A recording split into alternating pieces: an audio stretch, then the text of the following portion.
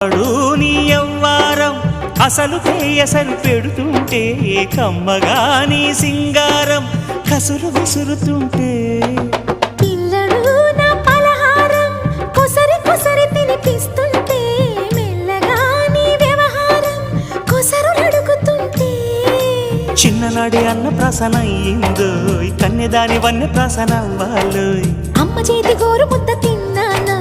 అందగాడి గోటి ముద్ర కావాలో